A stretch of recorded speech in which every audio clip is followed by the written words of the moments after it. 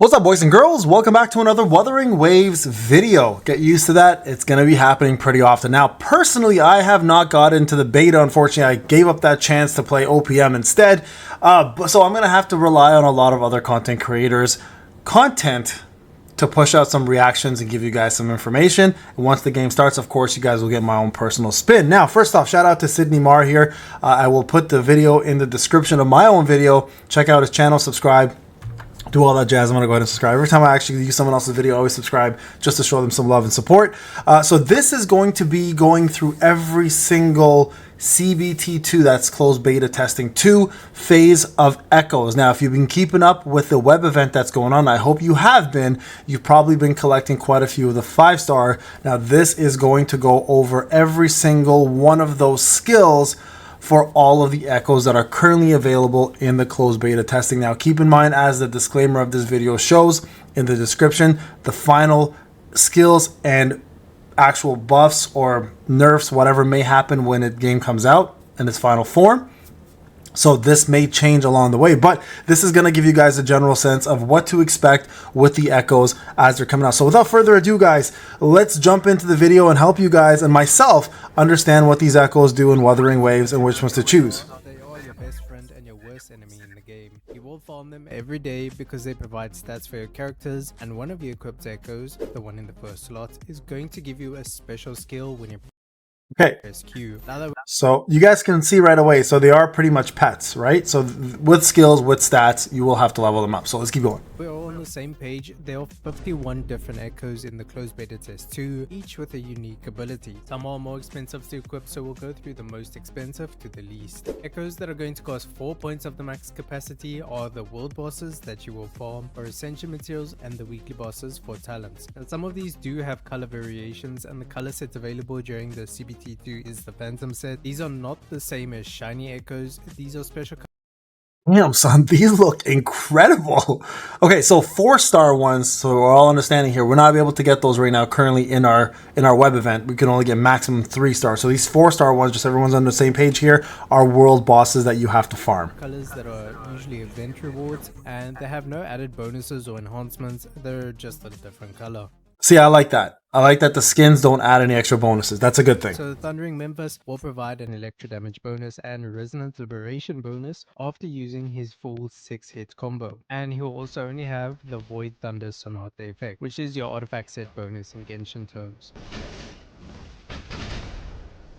Yeah, Gian, you will want to get Winston from Overwatch 2. Greetings! I mean the Felian Beringel, which also has a Phantom color set. The Echo will provide an aero damage bonus and a heavy attack bonus. The only Sonata effect for this Echo is the Sierra Gale.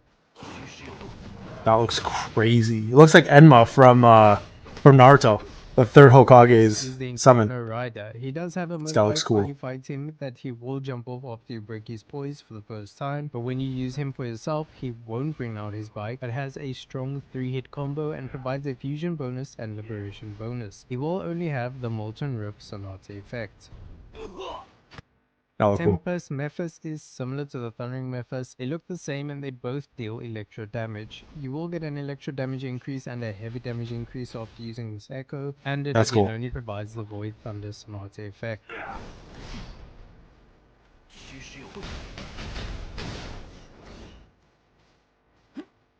In my opinion, the Crownless is one of the coolest world bosses. This is for Havoc characters because of the Havoc damage bonus. I agree. Resonant skill Boss looks provides so a good. boost. Once again, the Sonata effect is only the Havoc set bonus.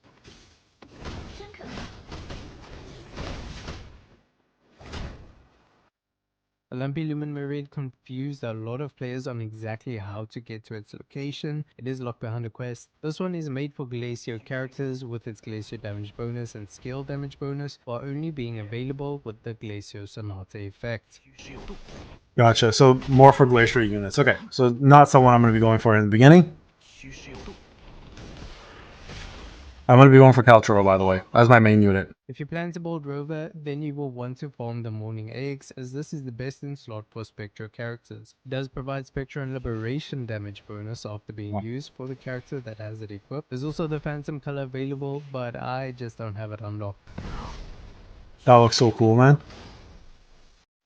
One of the more interesting facet discords, which I'm sure has lore around it being one of the few mecha enemies, the mech abomination will charge up when you attack an enemy after it is cast and deals damage. Once it is fully charged, it will then deal damage again, but on a larger scale. After casting Interesting. it, you'll also get an That was a fast animation.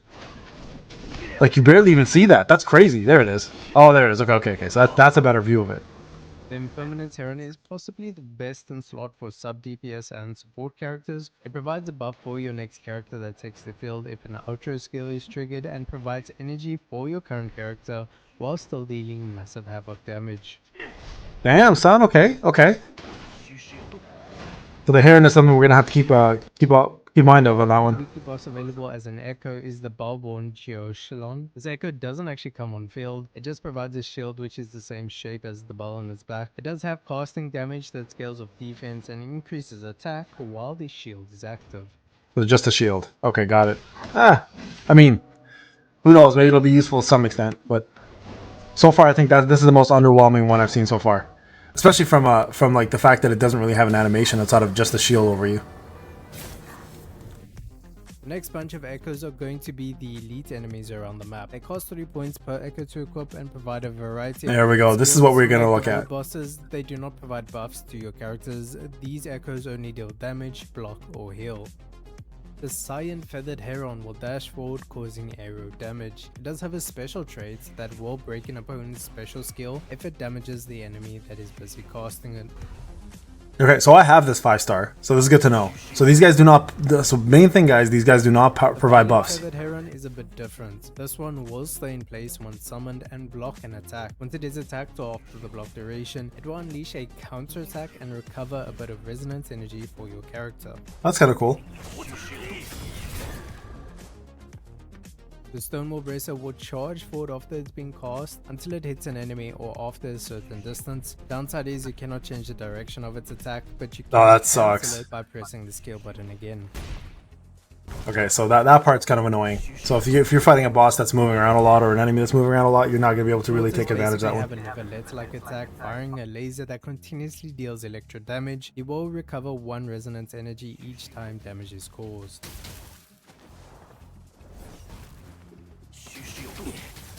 Oh, I like that. That's kind of cool. So I have the Flutist, a 5-star. The Tambourinus will be summoned on field and generates havoc echoes that home to your active character. When the active character then makes an attack, it will deal an instance of havoc damage at the same time. I don't like the laser one much more. This seems very underwhelming. Yeah. Okay, so I have the Tambourinus. I was debating on that, but because they look cool, but now I know not to go for that. Okay, cool. The Chasm Guardian will consume 10% of your current HP when it lands its strike. This attack will be havoc damage, and you will then recover the HP lost over the next 5 seconds. That's not bad then. Okay, so you do recover the HP lost. So it's just a massive attack, but reduces HP, but then you recover it. So a little bit of a trade-off, but it's not bad. Okay, good to know. The Rocksteady Guardian is a defensive echo that will block in place for a short duration. This is one of the few echoes that scales off your character's HP when it comes to damage and will deal multiple instances of spectre damage when it's attacked during its block. Interesting, okay.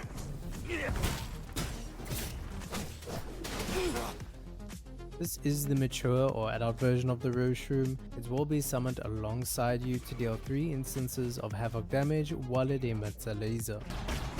Oh, that's really cool. I like that. That was actually really cool. I like that it targets too. This overgrown lizard or dragon known as the Payneblade Saurian will be summoned on the enemy and breathe fire onto the enemy, causing 10 instances of fusion damage. That's actually really good. That's a lot of damage. Now, that was one of the ones I was considering as well. Look at that.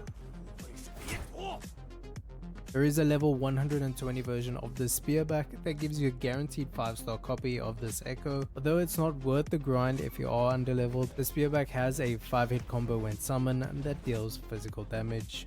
It's not bad. I like that it actually faces the opponent as well, like it turns around. Now I don't know if his physical is going to be worth it, but German is the adult version of the wolf, and as you can guess by its name, it will be dealing havoc damage. There is the miniature version or the baby versions of these wolves, but they are fusion wolves, so they might still add in havoc versions of the it's big got a wolves. nice AoE to it, and you guys can see how the actual skill fires a beam afterward, like right there, so it can hit multiple enemies. That's kind of nice. The Hu Chief, otherwise known as Young Winton, is going to clap the enemy cheeks after it is cast, dealing arrow damage. Whoa, that's a lot of damage, man. Damn, son. I like that it's a one attack as well too, because it's just one and done. Players call this enemy the Mimic.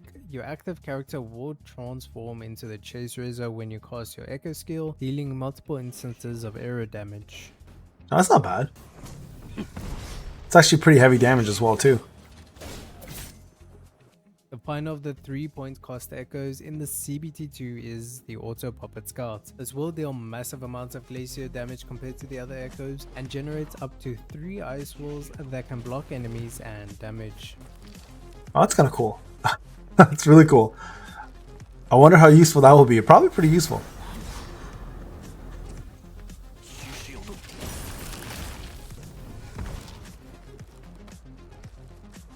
I like that wall. That's actually really cool. I like that design.